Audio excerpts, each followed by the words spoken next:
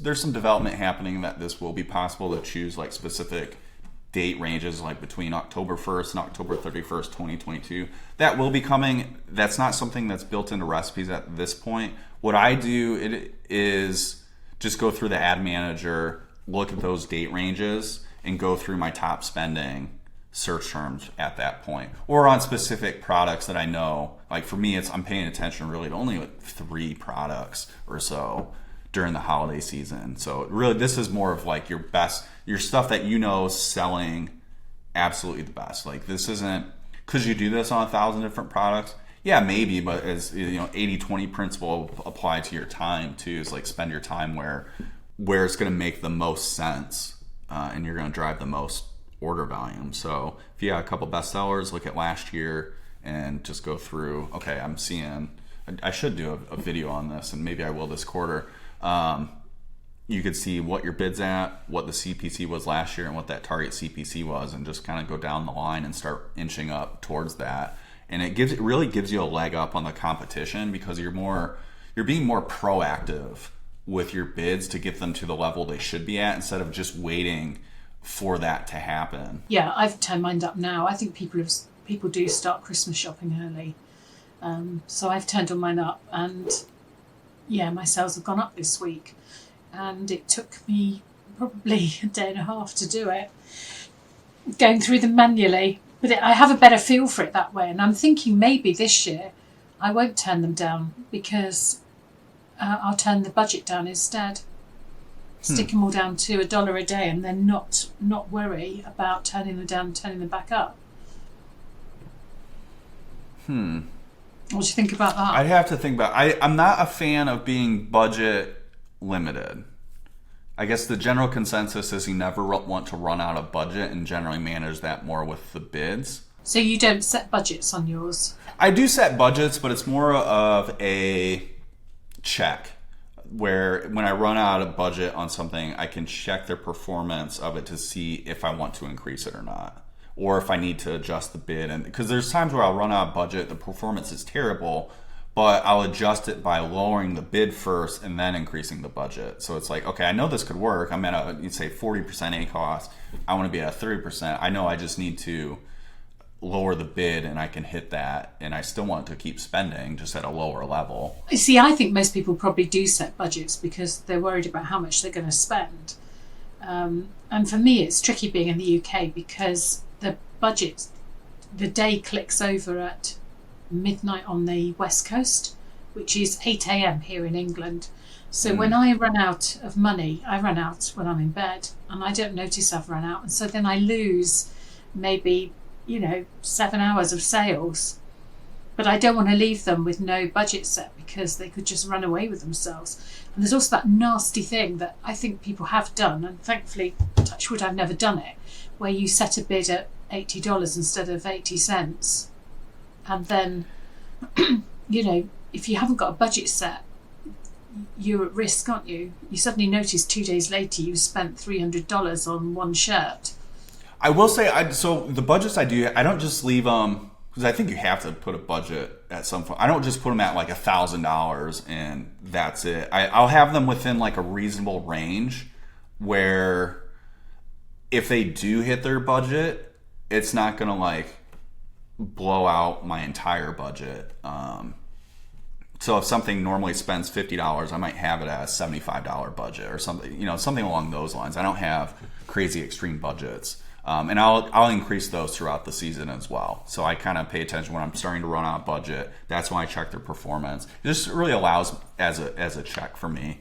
And those generally just tend to keep increasing throughout the season. Now I have to say, you do have to be careful with the new option in the accounts now. Under the settings, I think it's defaulting now for everybody they'll spend up to 100% of your daily budget per campaign from leftover budget, which I think for most campaigns there's probably enough leftover budget. They'll spend double what your budget is in a day, and that can really mess some things up. I didn't even change mine for a couple of the different accounts until a couple days ago. I realized, like, why is this spending way more than what the budget is? And that's why is this new option in there. So yeah, definitely if you're concerned with budget, go to your, I think it's just settings on your main dashboard in Ad Console, and you can either choose 25% or 100%. You can't choose them not to go for budget. Oh, I didn't know that. I haven't found that bit yet. You see, the thing that interests me as well is that Amazon's told us about a month ago that they were going to start advertising off of Amazon. So they're going to start advertising on Pinterest, places like that, and use our advertising budget for those places. So where we expect them not to spend our budget, I mean, Facebook ads always spend your budget, don't they? You tell Facebook they can spend $20 a day. They spend $20 a day. Amazon don't do that at the moment, but I think with this new, we're advertising off of Amazon as well, they may well spend your $20 a day. I haven't seen that. Is that with sponsored product ads, or is it their other? They emailed me and said that's what they're doing. Huh. Did you not get that one? If I did, I Maybe didn't it see was it. Some of them. KDP and not Amazon merch. Because they're already doing it with sponsored display. They do some off advertising. This is all I found with a quick Google is a press release from Pinterest and saying they've selected Amazon as their first partner for third-party ads. Amazon will identify users on third-party platforms likely to be interested in your product by analysing content. Sponsored products will only appear on third-party premium apps and websites. Not sure if it's in action or not, but it's possible that, yeah, they could be rolling your product ads, sponsored product ads out to other certain sites. Be interesting to see if they end up having their own placement in there, if you have some way to opt out or what that could do, because I'm not sure how I feel about that when it comes to, I mean, people that are searching on Pinterest have a much different intent than Amazon. I mean, I would liken that more to like someone browsing on Facebook. It's like their intent is not to be shopping and purchasing products, similar to what I feel like Pinterest might be as well. If you're someone on Amazon searching, you're likely to be either searching for something to buy or ready to purchase something. But I guess we'll see. Amazon's I think this goes back to just Amazon's always changing and just to be ever adapting to the platform. Yeah, I'm not sure that's strictly true about Pinterest. I mean, they've probably not got as much of an intent as they have if they're already on Amazon. But Pinterest is very much a shopping platform now. Okay. I can't remember the last time I was on Pinterest, unless I accidentally go there looking for like an image or something, but that's interesting. Well, I do run ads on Pinterest, so I've got my own website now, and then I put my books on my website, and then I click them through to Pinterest to create Pinterest, and then I advertise. And I also create my own pins and put my books on them, and then advertise them on Pinterest. I guess we'll just have to see kind of how it works. I'm not saying, I think it could convert. It'll just be, I see there being differences in performance from Amazon, like the way sponsored products work now, if they are in fact taking sponsored products. I think the worst thing they could do if they end up doing it is just mixing in that data with your Amazon data, which I could see happening. But that would be the worst case scenario, I think, where it's just the data is muddied and you don't have a choice in the matter. But see, that's what I was going to say. They've been doing this since the end of April. We don't know. We haven't seen it on our dashboards. We haven't seen, oh, this is the conversion from Amazon ads and this is the conversion from Pinterest. There's no placement data for that. And there's no opt-out, and there's no different budget or different strategy. There's no... just... I'll have to do some more research on that to see. I mean, I could see that being buried in the product placement, the product page ads too. Those seem, because those also contain not even just product page ads, but also like the add to cart ads and so forth. Like basically any non-search ads. I saw BuzzFeed was on there as well. I don't even know what BuzzFeed is. It's not on my radar at all. Yeah, that's like a news accurate, and that would be another issue. Like it comes down to the intent, I think. So if that data is mixed in with your other performance data, it's just going to make, I don't know. We'll see. A mess of it. It's going to make a mess of it because we won't know what we're doing, will we? Speaking of metrics and placements and all this, for those that are just starting out and maybe feel really overwhelmed by all this jargon that we've been talking about and all this data, what metrics or indicators do you use when monitoring your campaigns and gauging their performance? Okay, so I use the ACOS, and I don't really work it out for each. I know I should be around between 20 and 25%. And it's about the same for t-shirts and books, actually. Not so much if you advertise Kindle books, but I don't do so much of that because mine are more KDP books. So I'm looking at around 20 to 25% ACOS. And that's what I use. And if we go over that, I turn the bids down. Okay. So on KDP as well, I look for if you're not getting impressions, you need to turn your bids up. If you're getting impressions but no clicks, you need to change your cover. And if you're getting clicks but no sales, you need to change your blurb. Interesting. You have a few more levers than merch on KDP when it comes to that. You can actually change your product a little bit. Yeah, aspects of it. Okay. Yeah.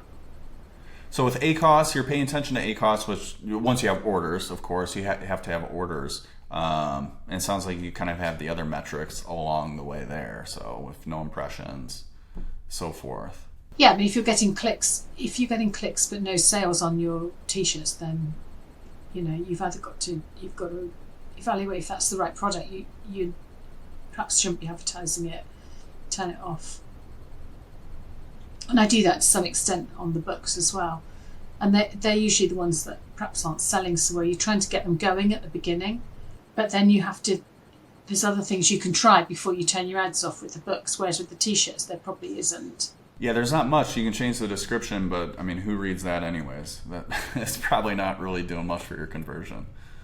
But you probably haven't put so much, unless you're a designer who draws your own illustrations for t-shirts, you haven't put as much effort and energy into them as you have into making a medium content book, say.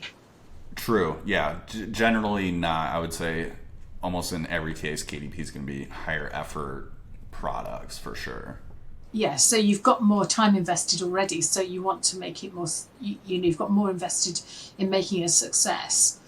So you're looking at your ACOS if you're selling, but if you're not selling, then you need to look at those other things. Should you be changing your cover? Should you be changing your blurb? Should you be changing your description?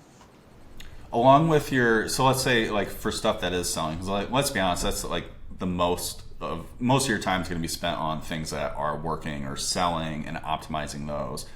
Other things are going to be pretty straightforward. If it's not getting orders, raise the bid. Like there's just not much to work with until you're getting orders. Do you use any other like tertiary metrics, like a click-through rate or anything like that when you're using just pretty much going straight off ACOS? To be fair, I do look at the click-through rates, but and also Amazon tells you the percentage of times it's shown at top of search, but it's more a kind of vanity thing. I think, well, that's nice, or under 5% like the rest of them. But mostly I'm looking at ACOS. Got it. Because, I mean, what do they say? Turnover is vanity and profit is sanity. It's, if you're profitable, really, isn't it? Not if you're selling loads of things. You've got to be profitable. Yeah, I agree. ACOS is the number one metric to pay attention to. Anything else is just kind of, supporting data. And click-through rate is, I don't use a ton. It's more of just kind of, I see it as kind of a relevance factor, and I don't know that I make any like major decisions off of it. Top of search is nice though. I have to say that one, the way I end up using that for the most part is deciding when not to raise the bid. Like even if it's a really performing ACOS, if I'm already getting 50%, 60% top of search, I probably don't need to raise the bid. So I'm using it more like as justification not to, where if something's got less than 5%, it's like, okay, there's still room here for more impressions. I can raise the bid and get more impressions. So it's kind of just knowing how big of a market it is, or that search term could possibly reach. But secondary metric for sure. I don't think I've seen 50%. They're going to be for like smaller. There's like hyper targeted kind of for a few of the products that I end up managing.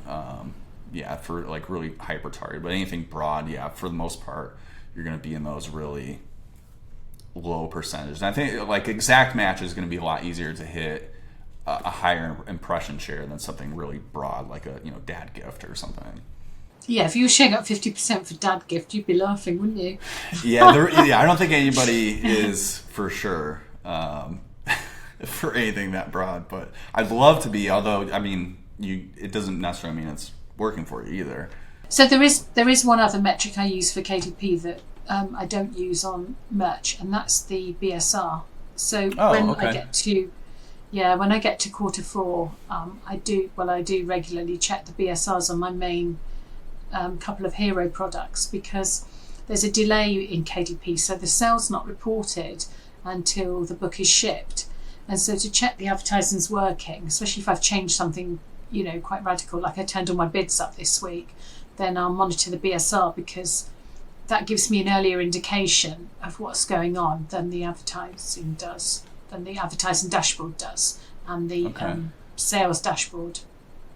Interesting. So you have the advertising delay with orders for there, and then you have an even longer delay with the organic orders. Yeah, it's probably 2 to 3 days. Wow. Okay. Which merch is, I mean, as far as we know, fairly instantaneous with the reporting.